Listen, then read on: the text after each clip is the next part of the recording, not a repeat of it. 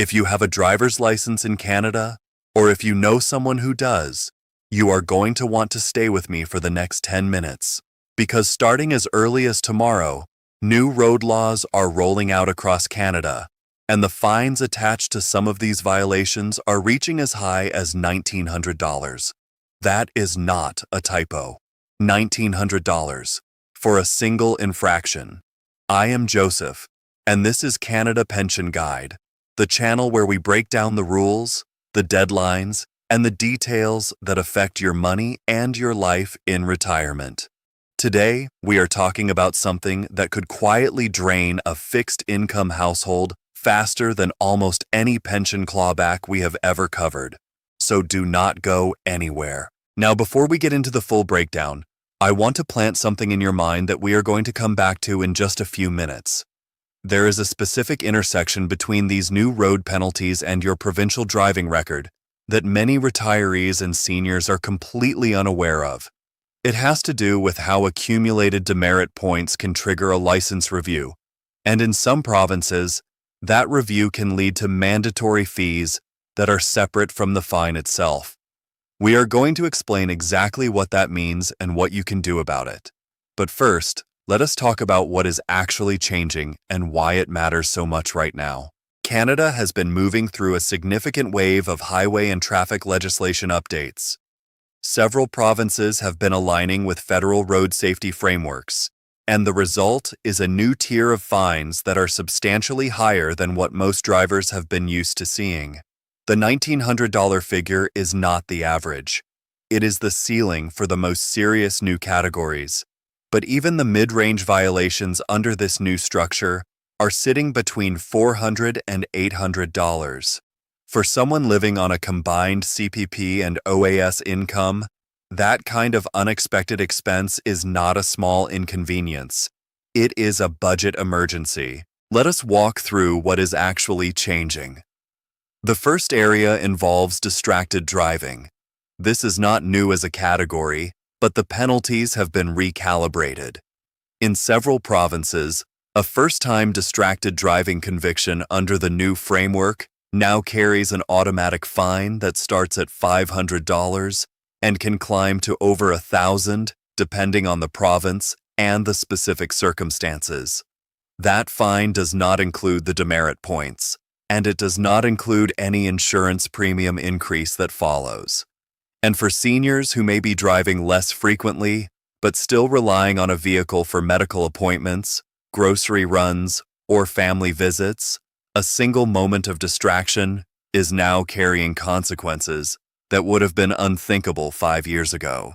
The second area involves speed-related offenses in designated community safety zones. These zones have been expanding. School areas, hospital zones, and senior living corridors are increasingly being designated as community safety zones, and the fines for speeding in these areas have been doubled under the new legislation. What that means practically is that a ticket that would have cost you $150 in a regular zone now costs $300 in a community safety zone. And for excessive speeding in those areas, you are looking at fines that approach the upper end of that $1,900 range. The third area, and this is the one I want you to pay close attention to, involves vehicle equipment and certification requirements. There are new standards coming into effect around tire safety, lighting compliance, and emissions documentation. Now, I know that sounds technical, but here is what it means for everyday drivers. If your vehicle has not been inspected recently, or if you are driving with equipment that does not meet the updated standards, you can be fined on the spot during a road check. These are not warnings. These are immediate financial penalties. Now let us come back to what I mentioned at the beginning, because this is where it gets important for our community specifically. When you accumulate demerit points in your province, you enter what is called a driver review process. Most people know that at a certain point, your license can be suspended. What many retirees often overlook is that in several provinces, there are administrative monetary penalties attached to the review process itself. In Ontario, for example, the Remedial Measures Program can require you to complete courses and pay fees that are layered on top of any fines you have already paid. In British Columbia, the driver risk premium is a separate annual charge applied by ICBC based on your driving record, and it is completely independent of your insurance. In Alberta, similar review-based fees can accumulate quietly without a single additional traffic stop. These are the hidden costs that compound the original fine, and they are the reason why a single $1,900 infraction can functionally cost a retired household 3 or 4 times that amount over the following 12 months. I want to pause here and ask you something directly, because your experience matters to this community, and it genuinely helps other viewers who are watching right now. I would like to hear from you.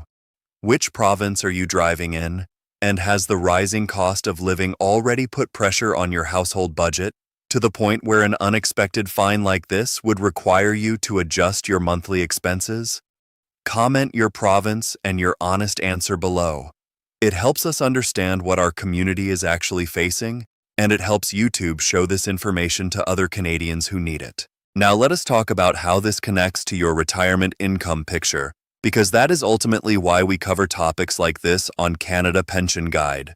Your CPP, your old age security, and if applicable, your guaranteed income supplement are designed to provide a stable income floor.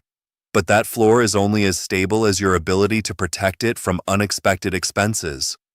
A $1,900 fine, plus demerit consequences, plus potential insurance increases, can represent anywhere from 1 to 3 months of net pension income for a household in the lower to middle income range. And unlike a missed CRA deadline where there are sometimes options to request relief, a traffic fine has very limited avenues for reduction once it is issued. This is why being informed before the violation happens is so much more powerful than reacting after. The government systems around road safety are complex, and they are changing quickly. Joseph is here so that you do not have to navigate that complexity alone. Here are 3 clear steps you can take today to protect yourself and your household. Step 1. Visit your Provincial Transportation or Motor Vehicle Authority website and look up the current fine schedule for your province. Every province publishes this. Search your province name, followed by the words Traffic Fine Schedule or Administrative Penalties. Look specifically for any updates that have come into effect in 2024 or 2025, because that is where the new figures are sitting. Step 2. Check your current driving record and demerit point balance. In most provinces, you can do this online through your provincial government portal, and in some cases through your insurance provider. Knowing where you stand before a review is triggered gives you options. If you are close to a threshold, you may be eligible for a driving course or a record review that reduces your point total. Subject to provincial approval, these programs exist specifically to help drivers reset before consequences escalate. Step 3. Review your household budget for what I call a financial buffer line. This is not a complex financial plan. It is simply a designated amount, even a modest one, that sits in a separate savings account specifically for unexpected expenses. If you are receiving direct deposit for your CPP or OAS, speak with your bank about a simple automatic transfer of a small amount each month into a separate account. Even $20 or $30 a month builds a buffer over time. It does not eliminate the sting of an unexpected fine, but it means that fine does not become a crisis. You have stayed with me through the full breakdown today, and I want you to leave here feeling something specific.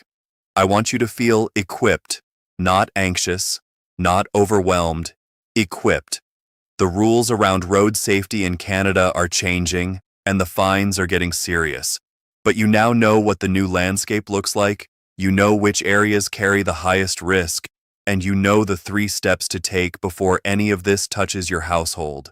This is what Canada Pension Guide is built for.